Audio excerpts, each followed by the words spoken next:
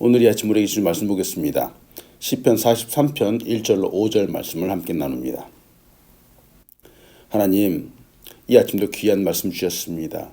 이 시편의 말씀을 통해서 아버지 힘들어하는 우리의 마음이 다시 힘을 얻도록 인도하여 주시옵소서. 하나님 바라보게 역사하여 주시옵소서. 부족한 영혼 감춰주시고 하나님의 영광만이 드러나게 인도하여 주시옵소서. 예수님의 이름으로 기도합니다. 아멘. 은혜로운 새벽 이 시간 하나님의 힘주신 손길이 힘들어하는 우리와 함께하기를 간절히 축원합니다. 아멘. 시편 43편을 묵상하면서 함께 봅니다. 이 세상에 태어난 사람, 나면서부터 호흡을 하며 삶을 영위해가는 사람은 이 땅에서 인생을 만들어가죠. 사람들은 인생을 만들어가면서 참 많은 희로애락을 경험을 합니다. 거의 모든 사람들, 세상을 살아가는 모든 사람들에게 바로 희로애락이 있습니다. 살면서 기쁘고 즐거운 순간들이죠. 모두에게 있을 겁니다. 또한 고생하는 순간, 슬퍼하는 순간 또한 빠짐없이 있습니다. 그런데 이상하게도 사람들은 이 기쁜 순간보다는 어렵고 힘든 순간들이 그 가슴 속에 오래 남아 있습니다. 때로는 숨을 거두는 그 순간까지도 힘들었던 그때를 결코 잊지 못합니다. 옛말에 은혜는 모래에 새기고 원수는 바위에 새긴다라는 말이 있습니다. 인간은 기쁨보다는 고통, 어렵고 힘든 순간들을 더 오래 기억하는 것이 맞는 것 같습니다. 그런데 보고 싶은 것은 이 희로애락의 영역에서는 우리 그리스도인들도 예외가 아니라라고 하는 사실이죠. 예수 그리스도 때문에 우리가 기뻐해야 되는 것은 맞습니다. 너무 잘 알고 있죠. 구원의 감격으로 지난날의 모든 괴로움을 떨쳐버려야 한다는 것도 너무 잘 알고 있을 겁니다. 그럼에도 불구하고 믿음을 갖고 살아가는 사람임에도 고난은 반드시 찾아옵니다. 힘든 순간들이 꼭 오죠. 같은 상황의 어려움이지만 어쩌면 이전 믿지 않았을 때보다 믿은 후가 한층 더 힘들고 어렵게 맞이하는 것 같습니다. 그러나 이 그리스도인과 불신자 사이에는 다름이 있습니다. 그것은 그리스도인에게는 이 고난, 이 어려움을 믿음의 눈으로 본다라고 하는 점이죠. 물론 힘들죠. 믿음을 갖고 있다고 해도 어려움은 여전히 어려움입니다. 할 수만 있다면 피하고 싶을 겁니다. 그러나 그리스도인은 이 상황에 기도하죠. 기도할 때 하나님의 도우심을 받기에 사실은 이길 수 있습니다. 충분히 이길 수 있습니다. 또한 상처도 빨리 극복할 수 있죠. 우리가 보는 이 시편에서도 바로 이 부분을 우리에게 보여주고 있습니다. 오늘 본문을 통해서 여러분과 나누고 싶은 첫 번째는 어려움 앞에서 건지심과 인도하심을 간구하십시오라고 하는 사실이죠. 어려움 앞에서 건지심 그리고 하나님의 인도하심을 간구하십시오. 누구나 어려움 앞에서 누군가의 도움을 간구할 겁니다. 어려움 앞에서 사람들이 많이 하는 실수는 바로 주변의 사람들에게 도움을 청한다라고 하는 것이죠. 옛말에 그런 말이 있습니다. 물에 빠진 사람이 다급한 심정으로 지푸라기라도 잡는다라고 하는 이런 말이 있습니다. 물론 얼마나 다급하면은 그렇게까지 행동할까 이해는 되지만 실질적으로 도움이 되는 경우가 그렇게 많지 않습니다. 문제는 힘이 없는 사람에게 도움을 요청해 보았자 돌아오는 것은 더 큰 실망뿐이다라고 하는 사실이죠. 때문에 진정으로 우리를 도와주는 하나님께 간구하십시오. 상당히 많은 신앙인들이 신앙생활을 하다가 영적 침체를 경험을 하게 됩니다. 오늘 본문처럼 낙심하게 되며 때로는 불안해하기도 하지요. 그 요인이 외부에서 오는 공포나 스트레스 같은 그런 경우도 있지만 또한 내면에서 오는 의욕상실과 같은 그런 경우도 있습니다. 영적 침체를 경험하는 사람에게 나타나는 현상들은 많이 비슷합니다. 먼저는 마음이 아픕니다. 그리고 마음이 어두워지죠. 이때 보이고 생각하는 모든 것들이 다 부정적으로 느껴지기도 합니다. 결국은 영혼이 무기력해집니다. 이런 무기력함이 계속되면 삶의 의욕을 상실하게 되죠. 믿음이 있던 사람, 신앙이 깊었다고 하는 사람에게도 이와 같은 상황들이 나타날 수 있습니다. 그러면 말씀에 대한 감격이 떨어지게 되죠. 믿음도 이전과 다르게 약해질 수 있습니다. 믿는 사람임에도 불구하고 마음이 불안하고 근심에 쌓이게 되죠. 그리고 감정의 기복도 심해집니다. 진짜 별것 아닌 것 같은데 민감하게 반응하며 짜증을 내기도 합니다.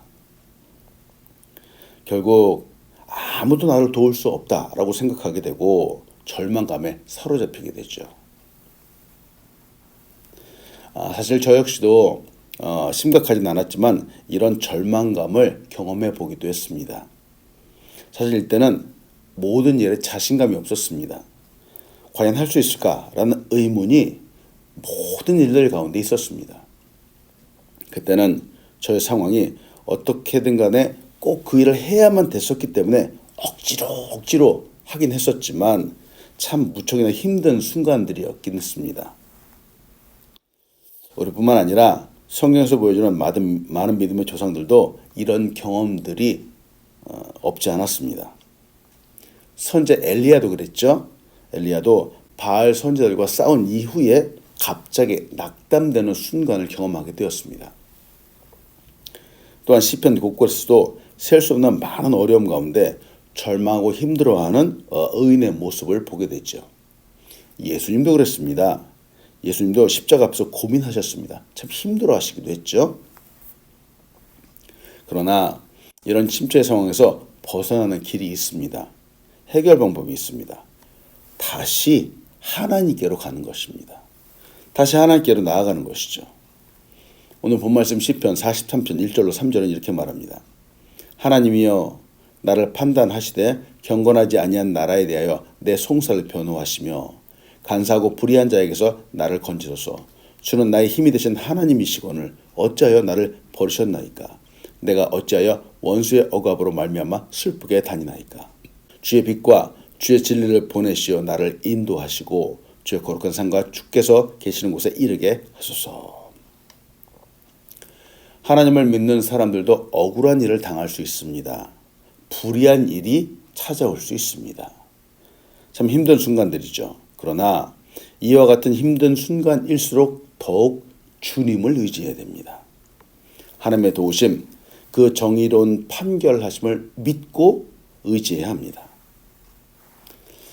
믿는 사람 앞에 어려움이 오면은 사실 이전보다 더 힘들죠. 이렇게 더 힘들어하는 이유는 하나님의 심판하심이 나의 계획과 나의 생각대로 이루어지지 않기 때문에 그렇습니다. 이해되는지요? 우리는 거룩하신 하나님, 공의로우신 하나님, 악인을 반드시 벌하시는 심판의 하나님이라고 보고 듣고 배웠습니다. 또 그렇게 믿습니다. 그래서 악한 사람들이 반드시 심판받을 것이라고 사실은 기대하고 있습니다. 그런데 그들은 여전히 너무 잘 사는 것 같아 보이는 거죠. 나만 괜히 이전보다 더 힘들고 더 어려워지는 것 같아 보이는 겁니다. 이때 사실은 더 힘듭니다. 때로는 하나님께 버림받은 것 같은 느낌도 들기도 하고 우리가 무엇인가 잃어버린 것 같은 상실감마저 들기도 하죠. 오늘 시편 기자도 힘들어하고 있습니다. 간사하고 불의한 자에게서 건져달라라고 이렇게 호소하고 있죠. 마치 하나님께서 자신을 버리신 것 같은 그런 느낌이 들었기 때문입니다. 지금 너무 어렵고 힘들기 때문에 그렇습니다. 불의한 일을 당하고 억울한 일을 당하고 있기 때문에 그렇습니다. 우리는 인생에 왜 어려움이 오는지 다 이해할 수 없습니다. 왜 고난이 오는지 온전히 알 수 없죠. 우리는 인생에서 하나님이 어떻게 도와주시는지 그 모든 순간순간 일일이 다 볼 수 없습니다. 그러나 제가 믿는 것은 하나님께서는 반드시 역사하시는 분이라고 하는 사실이죠. 그때는 가장 적합한 때라고 하는 사실입니다. 베드로전서 5장 6절로 7절을 봅니다. 그러므로 하나님의 능하신 손 아래에서 겸손하라. 때가 되면 너희를 높이시리라. 너 염려를 다 주께 맡기라. 이는 그가 너희를 돌보심이라 하고 말씀합니다. 어려움은 그 모습이나 크기, 형태가 다 다릅니다. 그러나 힘들다라고 하는 면에서, 상처를 받는다라고 하는 면에서는 모두 같을 수 있습니다. 하지만 믿는 사람이 다시 보고 다시 생각하고 믿어야 하는 부분은, 하나님은 우리가 힘들어하는 그 중에도 항상 우리와 함께 하신다라고 하는 사실입니다. 또한 하나님은 우리에게 힘 주시는 분이라고 하는 사실이죠. 그리고 하나님은 반드시 우리를 도와주시는 분이라고 하는 사실입니다. 그래서 하나님 앞에 나가서 간구해야 됩니다. 어렵고 힘들 때 더더욱 하나님 앞으로 나아가야 되죠. 크고 작은 어려움들 모두를 주님께 다 구하십시오. 이때 하나님의 도우심, 인도하심을 경험하게 될 것입니다. 하나님의 이 도우심을 경험하는 우리 한 사람 한 사람 되기를 축원합니다. 아멘. 두 번째로 같이 나누고 싶은 것은 어려움 중에서 예배하십시오. 결코 소망을 놓치지 마십시오. 라고 하는 겁니다. 아직 눈앞에 어려움과 고난이 끝나지 않았습니다. 그렇지만 기도해야 됩니다. 기도 중에 하나님을 만나고 간구함 중에 힘을 얻는 사람이 있습니다. 이렇게 기도 중에 하나님 만나고 힘을 얻은 사람은 그 어려움이 이전과 다르게 보입니다. 고난이 더 이상 두렵지 않습니다. 곧 끝날 것을 믿음으로 알기 때문에 그렇습니다. 저도 과거에 힘들고 어려웠을 때 하나님께 간구했고 힘을 얻었습니다. 하나님은 저를 천천히, 아주 천천히 움직여 주셨죠. 그리고 그 어려움에서 결국 나오게 해주셨습니다. 시편 기자는 힘들 때 더욱 예배를 강조하고 있습니다. 지금 이 상황, 어렵고 힘든 때에 탄식하는 것이 아니라, 하소연이 아니라 바로 이 상황을 예배로 바꾸라 라고 이렇게 도전하고 있습니다. 지금 이 고난의 현장을 예배의 처소로 바꾸라는 것이죠. 여러분, 예배하십시오. 시편 43편 4절로 5절을 봅니다. 그런즉 내가 하나님의 제단에 나아가 나의 큰 기쁨에 하나님께 이르리이다. 하나님이여, 나의 하나님이여, 내가 수금으로 주를 찬양하리이다. 내 영혼아, 내가 어찌하여 낙심하며 어찌하여 내 속에서 불안해하는가. 너는 하나님께 소망을 두라. 그가 나타나 도우심으로 말미암아 내 하나님을 여전히 찬송하리로다. 아멘. 다시 한번 말씀드립니다. 하나님을 믿고 섬기는 사람도 힘든 일을 만날 수 있습니다. 여전히 삶에서 이 장애물, 인생의 장애물이 사라지지 않을 수 있습니다. 그러나 우리가 이 세상 사람들과 다른 점은 이때 어려울 때 기도할 수 있다라고 하는 것이죠. 예배할 수 있다라고 하는 겁니다. 진정한 도움이 되시는 하나님을 구할 수 있다라고 하는 사실입니다. 사실 어려울 때가 더 하나님과 가까워지는 때가 아닌지요.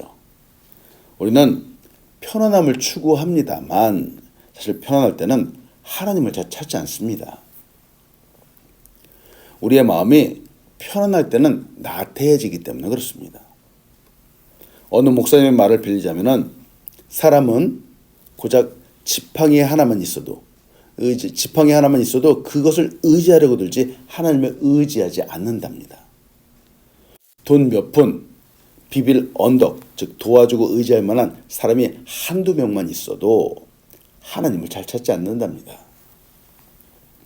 그런 인간이 고난을 겪으면 그때서야 비로소 하나님을 찾게 된다라고 하는 것이죠. 인간은 어려울 때 더욱 간절히 주님을 찾습니다. 바로 앞에 시편 42편 1절에서 바로 그 사실을 말하고 있죠. 하나님이여, 사슴이 시냇물을 찾기에 갈급한 같이 내 영혼이 주를 찾기에 갈급하나이다. 사슴이 시냇물을 찾기에 갈급할 때는 사실 목이 마를 때입니다. 당장 물을 마시지 못하면 죽을 수 있기 때문에 간절히 시냇물을 찾죠. 우리의 영혼은 언제 주님을 이처럼 간절히 찾는지요. 힘들고 어려운 일을 직면할 때입니다. 지금 당장 주님의 도우심이 없으면 죽을 것 같을 때입니다. 그때 하나님을 찾습니다. 간절히 찾습니다. 그래서인지 C.S. 루이스는 고난이란 하나님의 메가폰이다 하고 말합니다. 이 문장이 이전에는 잘 이해되지 않았습니다.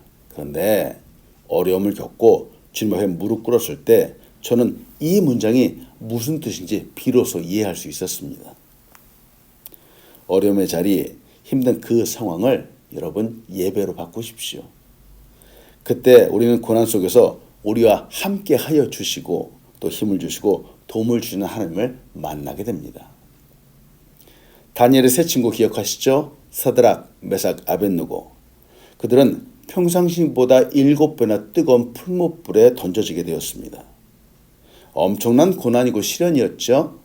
그러나 그들은 그 안에서 만물을 주관하신 예수님을 만나게 되었습니다. 그 뜨거운 불은 그들을 태울 수 없었습니다. 고난을 보고 두려워하고 힘든 상황을 보고 절망하게 되면 한숨만 나오게 되죠. 결코 하나님을 저버릴 수 없다고 결단하고 그 풀무불 앞에서도 예배자가 되는 것, 바로 이것이 중요합니다. 하나님을 바라보십시오. 이때 고난은 축복으로 변하게 될 것입니다. 예배를 통해 힘을 얻는 우리 한 사람 한 사람 되기를 축원합니다. 하나님, 문제보다 훨씬 크시고 만물보다 크신 하나님의 축복이 오늘도 눈을 들어서 하나님을 바라보는 우리와 함께하기를 간절히 축원합니다. 아멘. 기도하겠습니다. 하나님, 오늘도 귀한 말씀 주셨습니다. 때때로 절망하고 낙담에 있는 사람들, 많은 문제 앞에서 아버지 흔들리는 사람들을 오늘 이 말씀으로 꼭 붙잡아 주시옵소서. 이 말씀을 볼 때 다시 힘을 얻도록 인도하여 주시고 하나님을 바라볼 수 있도록 축복하여 주시옵소서. 감사합니다. 예수님의 이름으로 기도합니다. 아멘.